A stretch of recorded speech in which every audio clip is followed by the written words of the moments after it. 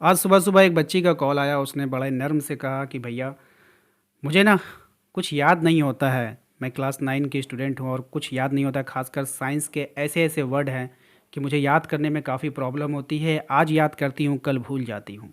मैंने उससे भरोसा दिलाया कि आपको अगर मुझ पे भरोसा है, आपने मेरे चैनल पे आई हो, मेरे चैनल को सब्सक्राइब किया और मेरे चैनल से अगर पढ़ने का इरादा किया है, तो मैं आपको यकीन दिलाता हूँ कि आपको कुछ भी आज के बाद से रटने की आवश्यकता नहीं पड़ेगी। अगर रटना भी पड़ा तो 20%, 80% आपको रटना नहीं है, ओनली ऑब्जेक्टिव। ठीक है।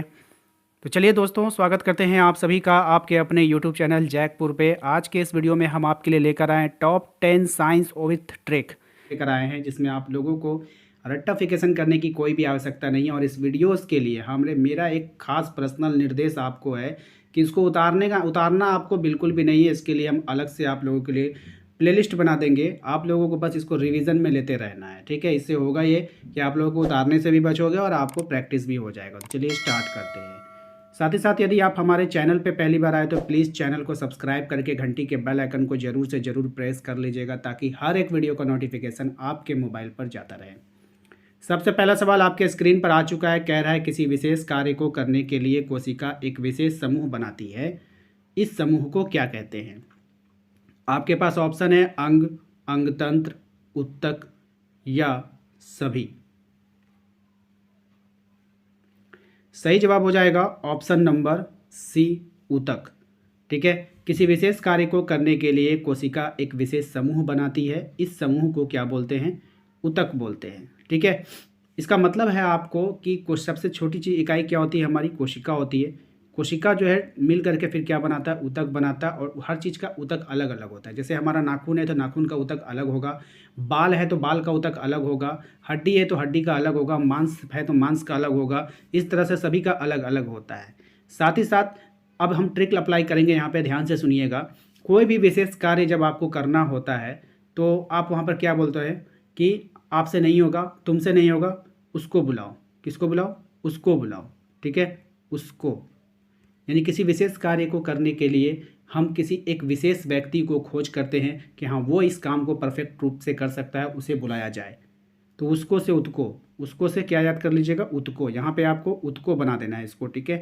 क्या हो? उसको से उत्को। ठीक है। याद रहेगा सभी को? तो ये आपका ट्रिक अप्लाई कीजिए। अगर आपका यह आंसर याद हो जाएगा, ऑप्शन देखते के साथ आप इसका आंसर कर दोगे। अगला सवाल देखो क्या है। कह रहा है तना के शीर्षस्थ भाग में कौन सा ऊतक पाया जाता है?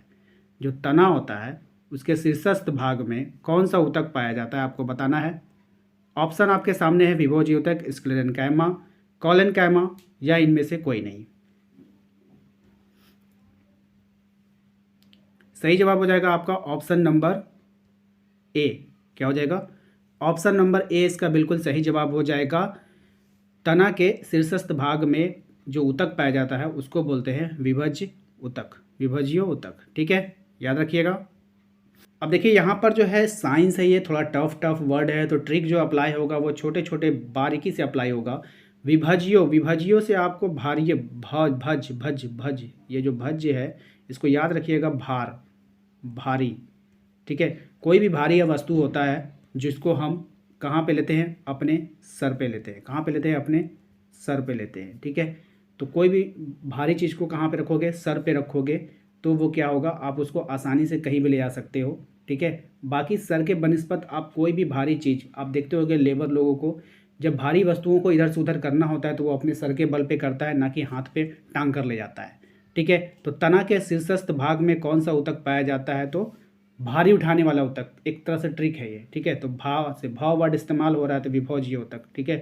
विभोज्य ऊतक, जिसके भार को वो क्या कर लेता है? विभाजित कर देता है, यानी कि बांट लेता है, पूरे बॉडी में बंटवारा कर देता है उसके भार को। यानी कोई भी भारी वस्तु का अगर आप सर पे रखोगे तो वो विभज्य कर देगा। वो बहुत से भारी बहुत से भाज्य कर देगा, विभाजित कर देगा उसके सारे बॉडी में। ठीक है। याद रहेगा, आप कभी भी नहीं भूलोगे। अगला सवाल देखो क्या है। पौधों की लंबाई में वृद्धि किस ऊतक, उत्तर नहीं होगा यहाँ पे, ऊतक हो जाएगा, ऊतक की क्रियाशीलता के कारण होता है? ऑप्शन आपके सामने है शीर्षस्थ, विभोजी ऊतक, संवहन ऊतक, दिमागी ऊतक, इनमें से कोई नहीं। तो देखिए इसका सही जवाब हो जाएगा आपका ऑप्शन नंबर ए, शीर्षस्थ विभोजी ऊतक। ठीक है। तो सिंपल सी बात है कि अगर आप जब किसी की लंबाई को मापोगे, आपको जब कोई बोला जाएगा भैया मेरा लंबाई जरा नाप दीजिए, तो कितना, तो कहाँ से नापेगा? आपका सर से नापेगा कि कंधा से नापेगा? बोलो, सर से ना नापेगा, तो सर का हो गया शीर्ष, सर से हो गया शीर्ष, शीर्षस्थ विभोज्य ऊतक। ठीक है, ट्रिक लगा लीजिएगा। अगला सवाल देखिए क्या है, किस प्रकार के ऊतकों की क्रियाशीलता के कारण पौधों में वार्षिक वल्य बनते हैं? ये वाले नहीं होगा, वल्य कर लीजिएगा। ठीक है, वार्षिक वल्य बनते हैं। ठीक है, संवहन ऊतक, पास यहाँ पे स्पेलिंग गलत है, पार्श्व ये हो जाएगा। ठीक है, ये हो जाएगा, स्पेलिंग इसका सही इस तरह से होगा, पार्श्व ऊतक, विभोज्य ऊतक या फिर दृढ़ ऊतक। तो किस प्रकार के ऊतकों की क्रियाशीलता के कारण पौधों में वार्षिक वल्य बनते हैं, बताइए। सही जवाब हो जाएगा इसका ऑप्शन नंबर बी, पार्श्व ऊतक। ठीक है, यही इसका सही जवाब है, याद रखिएगा, पार्श्व ऊतक। अब देखिए जो वल्य बनता है पार्श्व ऊतक, यानी कि जो वल्य बनेगा, वल्य का मतलब होता है गोल गोल इस तरह से रिंग तैयार होना। तो जो हमारा पैसा होता है वो भी क्या होता है? गोल होता है ना, सिक्का पैसा गोल होता है ना। तो बोल रहा है ना, किस प्रकार के ऊतकों की क्रियाशीलता के कारण पौधों में वार्षिक वलय बनता है? वलय का मतलब होता है गोल, और गोल कैसा भी होता है? सिक्का भी होता है, पैसा भी होता है। तो पार्श्व यानी पैसा, पार्श्व ऊतक। ठीक है, याद रखिएगा। अगला देखिए क्या है, पौधों में जल और चने नहीं होगा, तना हो जाएगा। ठीक है, बहुत सारा मिस्टेक हो गया, सॉरी इसके लिए। पौधों में जल और तना की मोटाई किस ऊतक के कारण बढ़ती है? ऑप्शन आपके सामने है, कैम्बियम ऊतक, संवहन ऊतक या फिर दोनों या इनमें से कोई नहीं। तो सही जवाब हो जाएगा इसका ऑप्शन नंबर ए, कैम्बियम ऊतक। पौधों में जल और तने की जो मोटाई होती है वो कैम्बियम के कारण होता है। तो देखिए अगर आपको मोटा बनना होगा ना, अगर आपको मोटा बनना है, मजबूत बनना है, तो आपको कैल्शियम लेना होगा। क्या लेना होगा?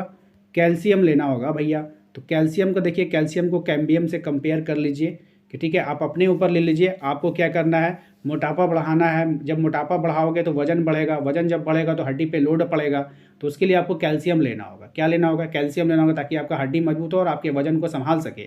तो उसके लिए क्या हो गया? कैम्बियम, कैल्शियम से कैम्बियम, याद रखिएगा, याद आ जाएगा आपको आंसर।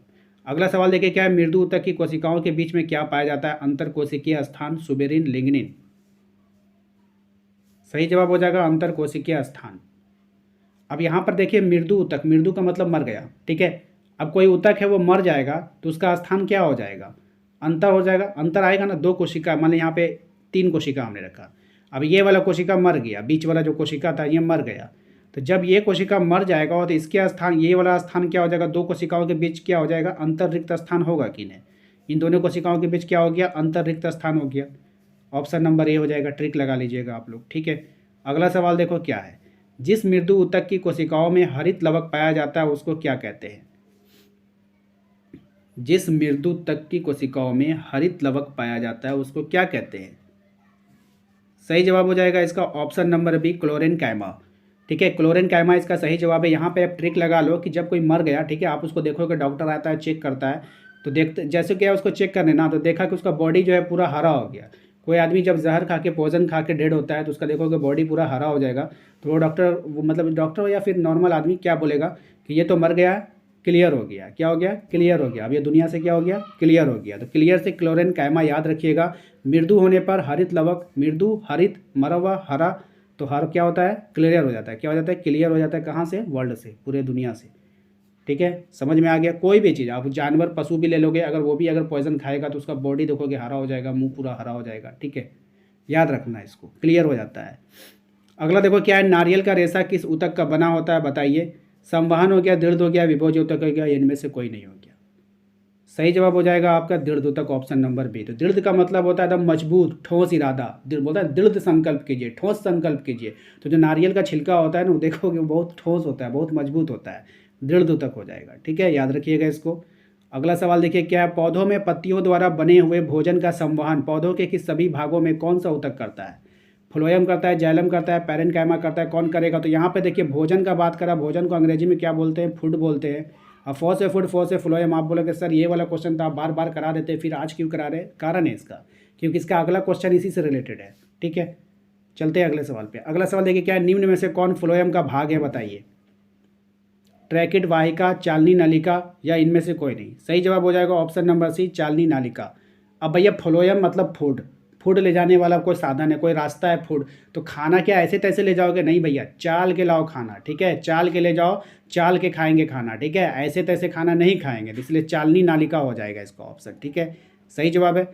तो आप लोग इसको याद कर लेना। और आप लोगों के लिए एक सवाल है, आप लोगों के लिए इसका कमेंट में आप लोग आंसर दोगे, पौधों में जल का संवहन कौन सा ऊतक करता है? इसका आंसर सभी को कमेंट में देना है। वीडियो कैसा लगा आपको कमेंट कर बताना है, लाइक कर देना है। चैनल पे यदि पहली बार आए तो सब्सक्राइब करके घंटी के बेल आइकन को प्रेस कर लीजिएगा, ताकि आने वाली हर एक वीडियो का नोटिफिकेशन आपके मोबाइल पर जाता रहे। डिस्क्रिप्शन में जाइए, वहाँ पर आपको लिंक मिल जाएगा, WhatsApp group, Telegram group, Instagram group, playlist का भी लिंक मिलेगा, वहाँ से आप हमें सभी जगह फॉलो कर सकते हैं और सभी वीडियो को देखकर अपने एग्ज़ाम की तैयारी अच्छे से कर सकते हैं। मिलते हैं अगले वीडियो में। जय हिंद, जय भारत।